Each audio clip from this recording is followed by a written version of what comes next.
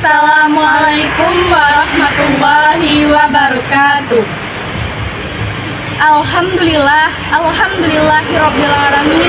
Wassalatu wassalamu ala asrofil anbiya'i wal mursalin wa ala alihi wa ashabihi rasulillahi ajmain wa ma tabi'ahum bi ihsanin ila yaumiddin. Amma ba'du.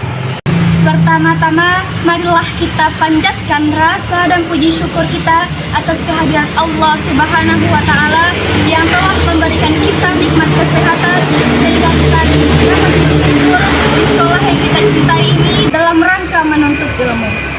Salawat beserta salam tidak lupa pula kita sanjungkan kepada Nabi kita, yakni Nabi Muhammad SAW, yang telah berperang di medan perperangan, yang telah bertempur di medan pertempuran, Allah korbankan nyawa demi kalimat la ilaha illallah di permukaan bumi ini.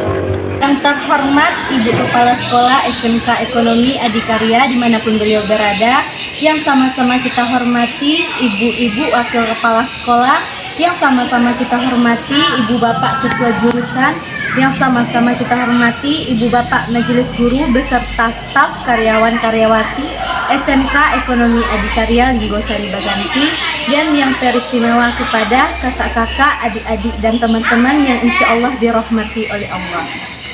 Baiklah, berdirinya kami ingin menyampaikan sebuah pidato yang berjudul Pemuda Pemimpin Perubahan. Tanggal 28 Oktober 1928 merupakan satu titik kisah dari sejarah perjuangan bangsa meraih kemerdekaan. Tanpanya, kemerdekaan Indonesia tidak akan pernah ada.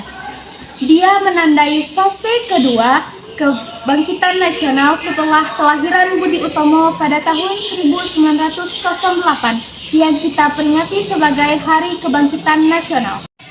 Di kemudian hari, pada tanggal 28 Oktober 1928, kita peringati sebagai hari lahirnya Sumpah Pemuda untuk menegaskan kesadaran dan komitmen pemuda di Nusantara untuk berhimpun dalam satu entitas yang sama bernama Indonesia. Saat itu, pemuda selalu hadir dalam setiap episode sejarah bangsa, baik pada fase pergerakan ataupun perjuangan kemerdekaan Indonesia. Pemuda dituntut memiliki dua kesadaran sekaligus, yaitu kesadaran sejarah dan kesadaran sebagai pemimpin masa depan.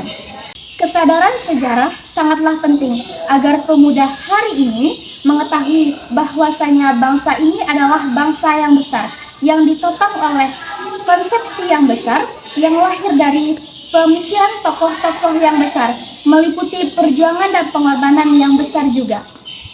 Ada bangsa sebesar bangsa Indonesia dalam keberagaman dan keseluruhan potensinya. Namun, bangsa Indonesia memilih untuk selalu bersatu, meski memiliki 1.000 alasan untuk bercerai-berai. Itu artinya, bangsa Indonesia memiliki jiwa yang besar, semangat untuk bekerja sama, serta hendak maju untuk bangsa ini. Selanjutnya, kesadaran sebagai pemimpin masa depan. Kesadaran ini menuntut pemuda untuk mengambil peran, berkontribusi, dan menjadi yang terdepan dalam memajukan. Dunia berkembang begitu cepat, yang membutuhkan peran-peran eksploratif generasi muda untuk mengendalikan perubahan dan mengarahkannya pada kemajuan bersama. Generasi muda ini meresponnya, bangsa ini akan ketinggalan zaman dan akan dilindas oleh laju perubahan yang cepat. Inilah tantangan pemuda hari ini, pemuda yang selalu tampil sebagai pemimpin masa depan. Menyemai keterampilan pemimpin. Sebagai pemuda Indonesia, kita harus menyemai keterampilan dan kompetensi keunggulan sehingga layak mewarisi kebesaran bangsa dan mengarahkannya pada kemajuan. Pertama, pemuda harus giat mengasah dan meningkatkan kemampuan pada size atau level yang besar. Karena amanah kepemimpinan yang diwarisi sangat besar, kalau tidak punya kompetensi atau size yang besar, maka Anda akan mudah terpelanting dan mudah diombang-ambing serta mudah dilibas oleh kemajuan zaman. Yang kedua, pemuda bangsa Indonesia harus memikirkan hal-hal atau urusan yang strategis dan tidak mudah terjebak pada hal-hal atau urusan yang remeh-temeh dan tidak berkepentingan untuk kemajuan bersama. Bung Karno telah memimpikan bangsa Indonesia merdeka sejak 1926 atau lebih tepatnya beberapa tahun yang lalu, yaitu saat dia menuliskan gagasan-gagasan kebangsaannya saat kemerdekaan yang kelak dibukukan dengan judul Bendera Revolusi. Ketiga, pemikiran yang strategi harus diikuti dengan kreativitas, pikiran, dan juga wawasan yang tinggi. Dengan itu, pemuda mampu mengajak Indonesia menjadi bangsa yang maju dan berkembang sesuai dengan perkembangan zaman. Keempat, pemuda bangsa Indonesia harus meningkatkan komunikasi interpersonal yang baik sehingga mampu menimbulkan gagasan-gagasan serta menyelaraskan pendapat satu sama lain.